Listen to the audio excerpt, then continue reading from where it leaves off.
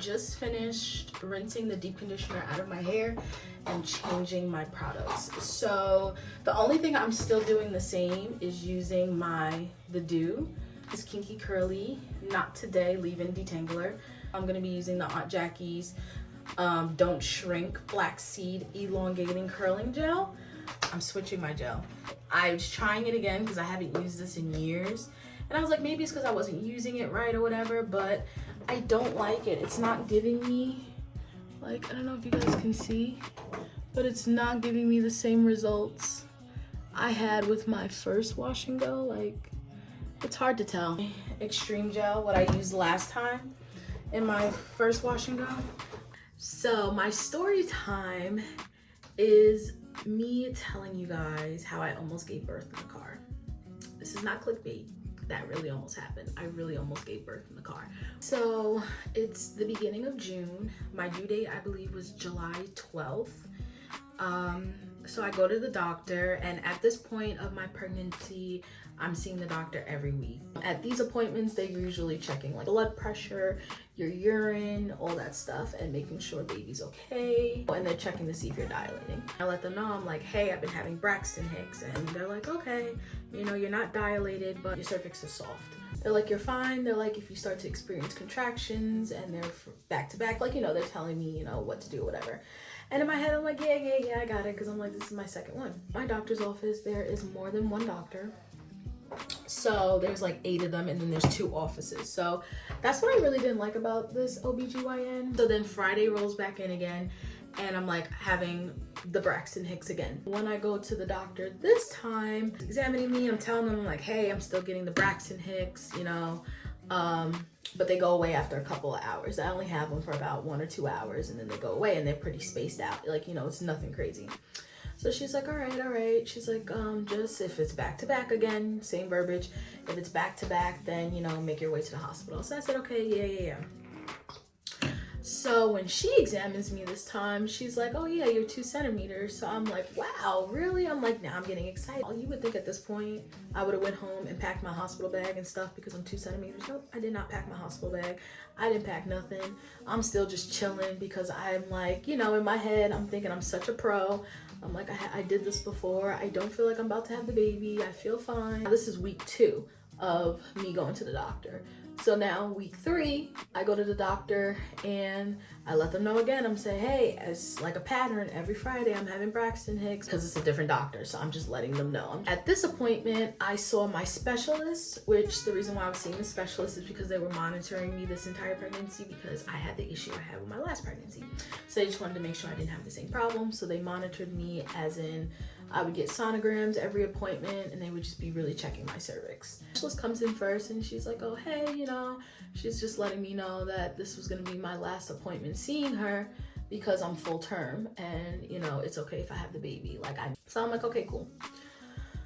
So before she goes out the office too, which I thought it was so crazy, she was like, oh, if you want, she was like, you could discuss it when the doctor comes in.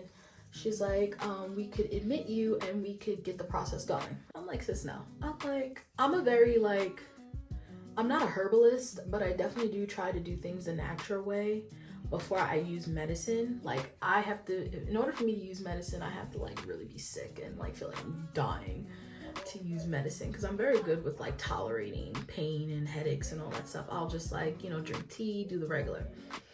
I didn't even know they did that. My last doctor didn't do that. By the way, this is a different doctor. My last doctor retired, and I'm like super sad about it because I loved him. He was absolutely the best. I have yet to find another doctor like him. I'm so sad. But anyway, back to it. So I was kind of shocked that they even offered me that. Like, we didn't do that. So when he examined me, I was like, did I dilate anymore? Because I'm just curious, because I'm keep having these Braxton Hicks every Friday. And I asked him, he's like, oh, you're not dilated. He's like, your cervix is really soft, but you're not dilated. So I was like, really? I was like, the last doctor told me 2 weeks ago that I was 2 centimeters. He's like, no. He's like, your cervix is just really soft. I said, okay, you know, who am I? You know, I'm not the one sticking my fingers up there and I can feel it and know what's going on. And I feel like that's the other downfall to having like multiple doctors in the office, because you get so many different opinions and it's kind of frustrating. And it's like, okay, you guys are all in the same office. So this is now week 3, and Friday morning, like always, for a couple of hours. And Actually, on this day, when I think about it, when I like go back and tell the story, and I was having the Braxton Hicks all day, which they probably weren't Braxton Hicks at this point, they were contractions. I was having contractions all day, but they were so minor that they were like the ones I was having the Fridays before, so I didn't think anything of it. And it's my nephew's birthday. We did like a full day at the pool, so it was from like 10, and then we got home at like after 4. So I'm at the pool all day, I'm chilling. Now I am having like slight contractions, but they're not anything where it's so painful. Like I'm literally in the water swimming, you guys. And because they weren't intense, I didn't think anything of it. It's like after 4, and now mind you, I'm super pregnant, I'm tired. I get on the couch and I go to sleep. I pass out because I'm like so tired from being in the sun and being in the water. It was a little after 8, I woke up. And so I woke up and I'm like, oh my God, I realized I fell asleep as soon as I got home. So I'm in my bathing suit on the couch. So when I did wake up, I did feel a little crampy, but I didn't think anything of it because I'm like, I was just sleeping on the couch. How uncomfortable, you know, I'm like super pregnant at this point. Go take a shower and I'm still fine. And I go downstairs, starting to feel a little bit more crampier. So I was like, you know what, let me call my husband because he wasn't home. So I called my husband and I'm like, hey, where are you? He was at a basketball game with his dad. So I was like, okay, you know, when you're done, come home so we can go to the hospital. And he's like, do you need me to come now? So I'm like, no, I'm fine. Like, I'm a little crampy, but I'm fine. Like, you know, I don't think it's an emergency. But we are going to go when you come home because I've been feeling the contractions all day. And now I'm a little crampy, so I think we should go. So he hangs up the phone. He's like, all right. Maybe like 10 minutes after me and him get off the phone, my contractions go from like 0 to 1,000. I am like, I'm already screaming. I'm screaming at this point. I'm in so much pain. I'm trying to pack my bag while I'm in pain. I had my mom come downstairs. She's trying to help me get ready for the hospital and get dressed. I thought I had all the time in the world. Even after they told me I was 2 centimeters, I did not come home and pack my bag. I did nothing. I'm telling you, I was so nonchalant and chill with this baby. It gets to a point where it's like, okay, I can't do this anymore. Like, we gotta go because I'm in a lot of pain. And so I walk up the steps. I'm getting out of the house and I can barely walk up the steps, first of all. I'm like crawling up the steps because I'm in so much pain. And it's like, I couldn't catch a break. It was like every time I had a contraction and it would stop, it would be like 30 seconds later, I was having another one. Like, they would not stop. It's like, I didn't even get like 5 minutes in between. They were like literally seconds apart. So, I finally make my way to the car. We were gonna go to the hospital that I was originally supposed to have my baby at, which was the hospital affiliated with my OBGYN.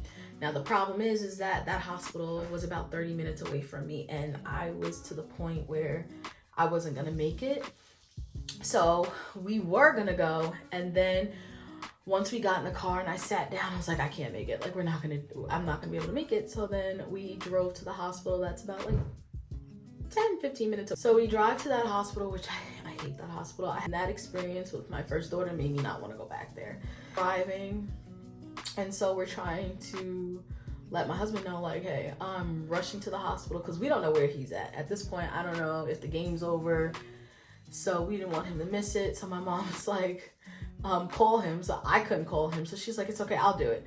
So she's like, what's his phone number? And now what's so funny is that we're both panicking and she has his phone number in her phone. So I don't know what she was thinking, but I guess she was trying to drive and then focus on me and then trying to call Michael. And she's that whole in the car thing is kind of like a blur for me because I was in so much pain and I'm sitting there screaming.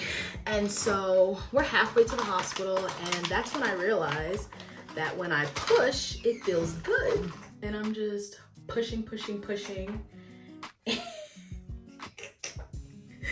just pushing, and my mom's like, stop pushing. She's like, I'm like, I can't help it. It feels so good to push. Like, anybody who's had contractions and they're about to have their baby, no epidural, if you know, it feels so good when that contraction comes to just like push the pain. It feels so much better. It like alleviates. It's like an alleviation just comes across your body. Like, it felt so good for me to just push when that time came.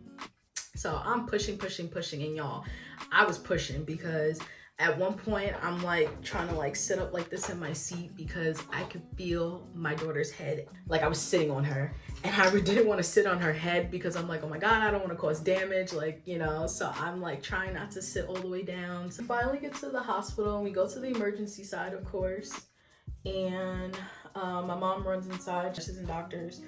They come running out with the wheelchair, and literally as I'm getting out the car, because I think I was in the middle of a contraction when they came and got me, and I'm pushing, and my water broke. It was like, just like all this water and all this stuff just came out, all my fluids. It was insane. And they wheel me to the room, and oh my God. So y'all need to come up with a better system in the medical field, because they're wheeling me back there. They're like, what's your name? What's your date of birth? And they're asking me all this question. How far along are you? And I was ignoring every single question because I couldn't even think straight. I'm like, it was so hard. And then I couldn't breathe because I'm sitting here having contractions with no epidural, no nothing. I'm like pushing. I'm pretty sure my daughter is like halfway out my vagina. And they're asking me all these questions. I'm like, I don't know. Like, I don't know the answer to these questions right now. Finally get me like propped up and sitting on the bed or whatever it is that I was laying on. They're looking, oh my God, they're sticking their fingers up there, and I'm like, oh, that hurts. They're like, we have to look. So you gotta stop pushing. We're trying to get a room ready for you on the labor and delivery floor. So they're telling me to stop pushing, and I'm like, listen here, people, it feels good to push. I'm like, I have no pain meds right now. I have no epidural. This is my epidural. I'm like, I have to push. It feels good. So they're trying to calm me down because at this point, I'm exhausted because I'm like breathing heavy. I'm pushing. I'm doing all these different things. And I never took classes. Now that makes me think, like, with my next pregnancy, I'm definitely going to take classes. Those type of situations, you can control your breathing and you won't tire yourself out. I tired myself out. And he examines me again. He goes and looks, and he's like, all right, she's not going to make it upstairs. We got to deliver the baby right here. Now they're getting the room prepped and ready because I'm about to deliver my baby in the emergency room because I was not going to make it to the top of the floor because her head was right there. They're like, my eyes are like halfway closed, like my legs up. I literally have like 3 nurses on each side. There were so many people in the room. It was insane. Like, I don't know if people were just like in training that day. There were so many different color scrubs in there. Like, it was insane how many people were in that room. I kid you not. I think I had 3 people on this side. I had 2 people on this side plus my husband. So it was 3 and 3, that's 6. And then there was 2 people ahead at the bottom. And so what is that? 3, 6, 7. There was like 8 or 9 people in that room. And then I think after like 3 or 4 pushes, they had to help me. They had to like open it up a little bit. Sorry. They had to like open, like he's like taking his hand and swooping and doing like this. And then finally my baby she popped right out. And then my baby girl was born. She came out, literally, I was in that emergency room for all of 10 minutes. Like, and I was so happy because after I pushed her out, they gave her to me. I always wanted that. And I know that sounds crazy, but like when I had my first daughter, like as soon as I pushed her out, they took her. Like they didn't even say, oh, do you want to hold her? Do you want to get the first? Nothing. They literally just took her and took her straight to the table to start weighing her, cleaning her up and getting the stuff out of her eyes and stuff like that. Oh no, my light died. That's insane. It shouldn't have died. It was like the sweetest moment ever. I'll never forget it. We're back. They had to take her and clean her up, and then they transferred me upstairs. And y'all, this is why I don't like this hospital, you guys.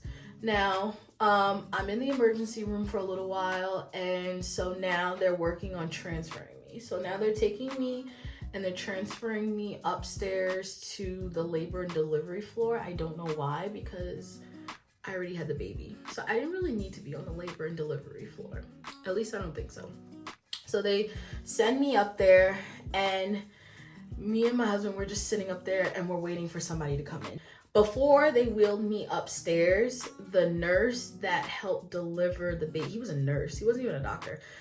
All nurses delivered me. Shout out to the nurses. Y'all really showed up and showed out. Before they sent me upstairs, he was like, she needs to be seen because he felt like I had lost a lot of blood. Very adamant with checking on me and making sure that I was okay. I wish I could remember his name because I wanted to call back and really give him like a shout out and like tell his boss, whoever's in charge, how good he was. So mind you, we're just sitting in this room. There's nobody in there. They haven't been examined yet, nothing.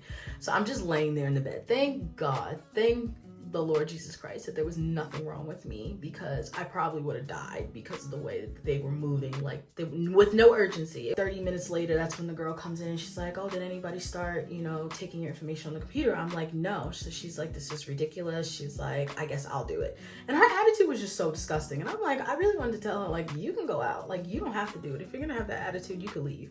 Like, I'm sorry, I just gave birth. This is why I don't like this hospital. Even when the people are coming in and asking her, she's like, well, I don't know. Everything is, I don't know. So she's just being nasty with everybody.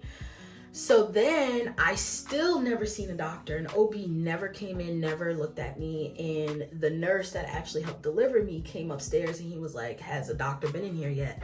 I'm like, no. And he's like, this is ridiculous. He's like, I'll just examine you. So he examined me. He's like, okay, the bleeding looked like it slowed down. It looks like everything's okay.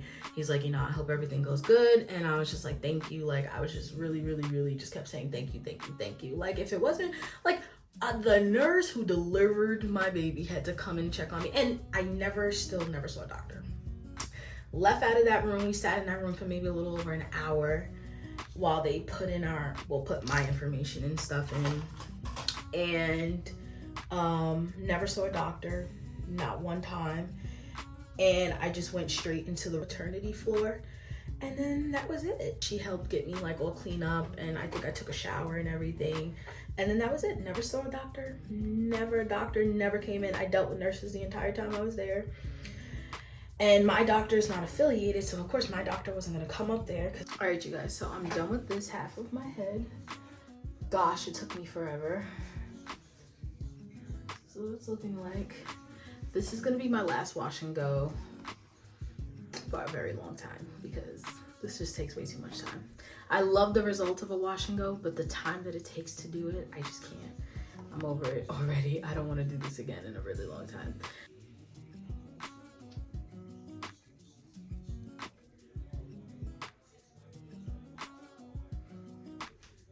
So, back to my story time. The first day, everything was fine. And then the next day, they had told me that my daughter was gonna have to be taken to the NICU because I gave birth to her in the emergency room.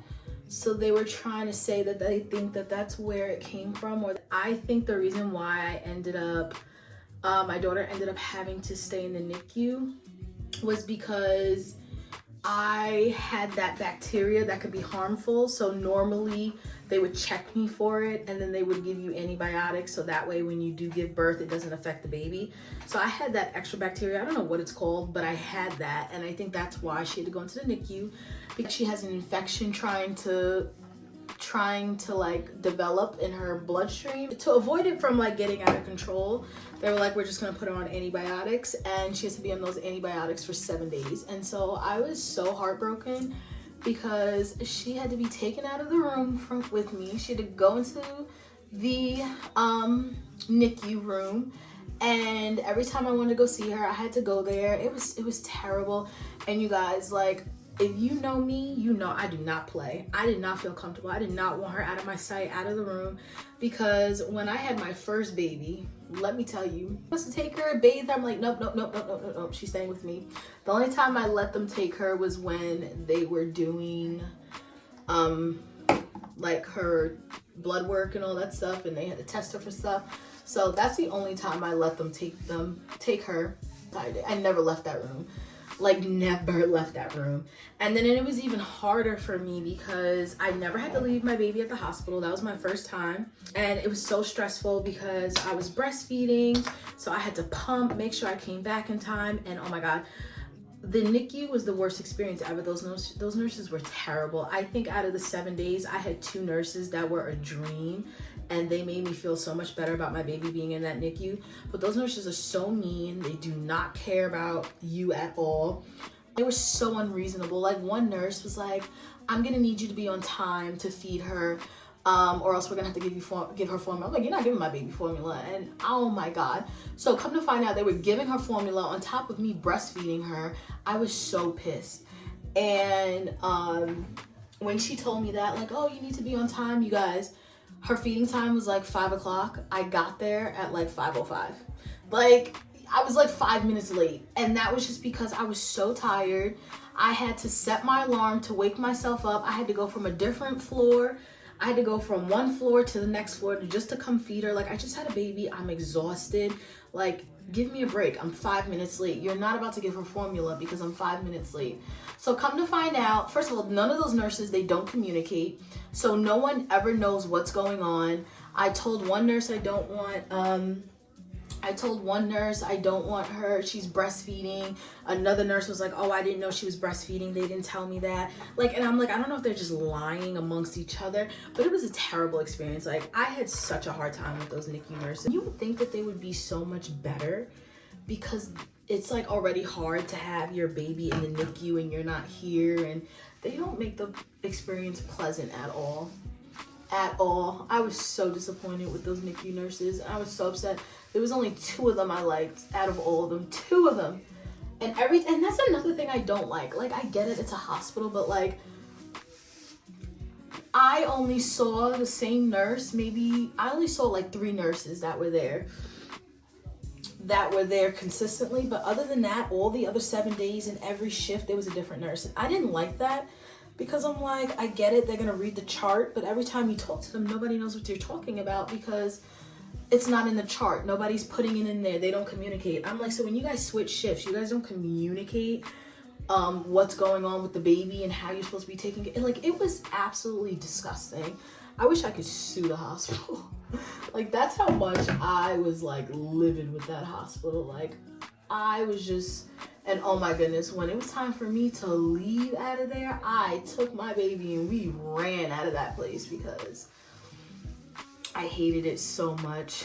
Then, because I had to go on a whole nother floor to come see her, there was never anybody there. Now, I do appreciate that in order for you to get on the floor with the babies, you have to buzz in. You have to get buzzed in. You can't just walk in. So like, that whole floor is locked. Like, but it was so annoying because no one was ever at the front desk. And you'll be sitting there waiting for like 10, 15 minutes for somebody to walk by. I'm like, there's no nurses walking by. Like, what is happening? It was absolutely insane. It was so annoying having to go see her because I always was standing out in the hallway waiting. And then you would think that they have some type of system. And then I appreciate the safety. I do. I'm not even gonna complain about it. But every time I had to go, they're like asking me, like, what baby you gonna go see, blah, blah, blah. And then I always had to name my baby. Like, I'm coming, I'm the mom. Like, at this point, you guys don't remember my face. Like, come on. Like, I'm mom. I have my bracelets on. Like, come on, you guys see me. Oh, you know what? No, they don't see me all the time. I forgot because there's a different nurse every time you go in there. It wasn't the greatest experience at all. And I'll try not to have my baby there again. Hopefully my next one will not be there. Well, no, my next baby is going to be a home birth. The rest of my kids are home birth. I'm done with the hospitals. Home births for the rest of my kids. And now that I'm so glad I got to experience giving birth to my last one without the epidural, because now I know what it feels like. And it really wasn't that bad, you guys. High tolerance for pain. So I think that's another reason why it wasn't, like, it was painful, obviously, because contractions hurt. They don't tickle. But it's tolerable. You know, like, it's pain for a moment and then you're good. I'm going to be looking into that now. I actually said I was going to start looking into it now, so that way when I do give birth or when I am pregnant again, that I will have a midwife and a doula. I'm definitely having at least 2 more kids, so I'll get the opportunity to do it twice. That was my experience giving birth, almost in the car, no epidural. Totally could have been a home birth. That would have been fun. You guys enjoy this video and watch it 1,000,001 times, because this is going to be the last time in a really long time that I'm doing a wash and go. My next video actually is going to be me straightening my hair. I'm so excited. I haven't straightened my hair since my birthday, which was in October, and it is February. Gotta slap a bunch of gel on there to get all that frizz out of there. I'm gonna take my comb and just comb it through, just so that I can rake the product through there. See how much better that is. Oh, looks so good. Looks so good.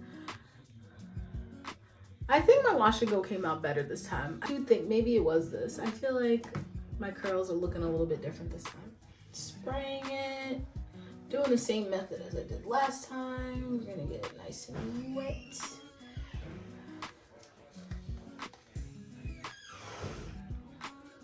My kinky curly knot today. That's about how much I'm putting on. I'm probably putting on way too much, but I feel like I wasn't putting on enough before, and now that I put that much on, it feels a little bit better.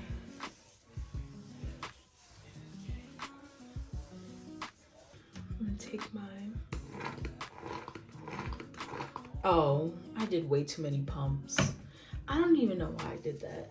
You don't need that many pumps with this mousse at all.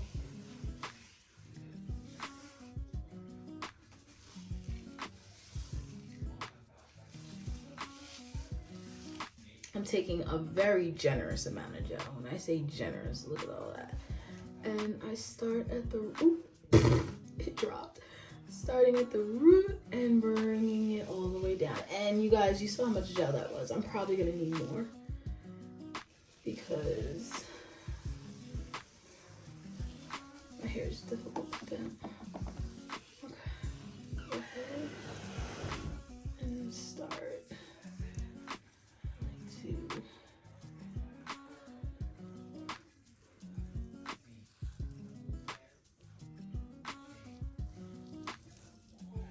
My God, my light's on 1 bar already. Why is this happening? I think it's like broken, which is crazy because I haven't even had this light that long.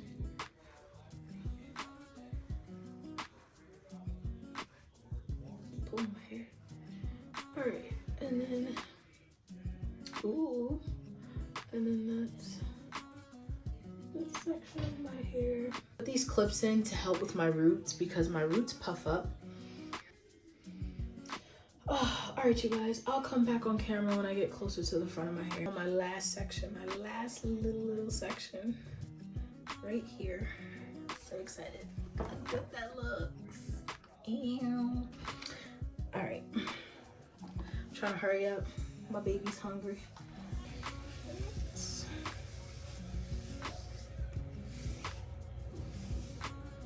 And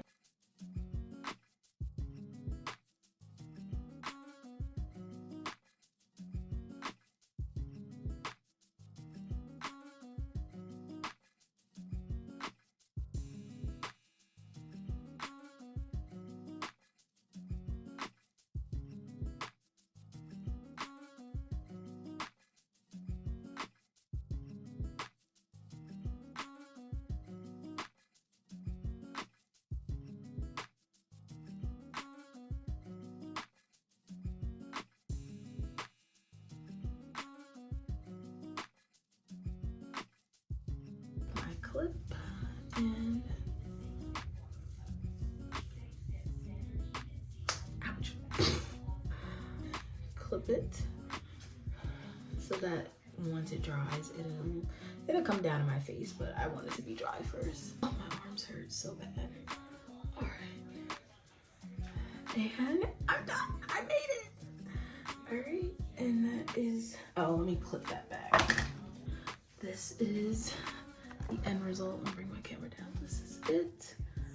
This is how they look. They're still super wet, but coming out so good.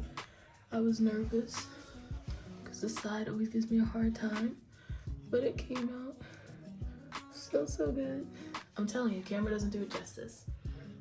All right, you guys, so it is the next day and this is what my wash and go ended up looking like. I am in love. I love it. I think it came out better this time than it did the first time. I love the side part. My videos was not supposed to end like this, okay? I was supposed to record today. I was supposed to like do my makeup, and it did not happen. You know what I'm supposed to be doing right now? It's 10 o'clock at night. I'm supposed to be in my bed watching my show and sipping on a nice cup of coffee or hot chocolate, something, sipping on something. And I am not. my baby will not go to sleep, and I planned everything accordingly. I gave her bath at a certain time. I gave her bottle at a certain time so it will knock her out. And look at this. Look. She's wide awake and she's not looking to go to sleep anytime soon. So this is how I have to end my video. I'm gonna take her for a car ride because I think that's the only thing that's gonna get her to go to sleep. And I want to go to sleep. I want to be refreshed. I am so tired. I had such a long day and I've been going non-stop all day. Like, I'm exhausted. I hope you guys enjoyed this video. I don't have any of my stuff with me at all to show you guys how I put my hair up for the night. So basically what I did was I split my hair in half. 2 scrunchies. I put 1 scrunchie and my hair was like this on one side, and then I take a scrunchie and I put my hair up on the other side, and then I take my bonnet and I put it over my head. That is how I put my hair away. Oh, so I did not stretch my hair. Oh, wait. Bring it back.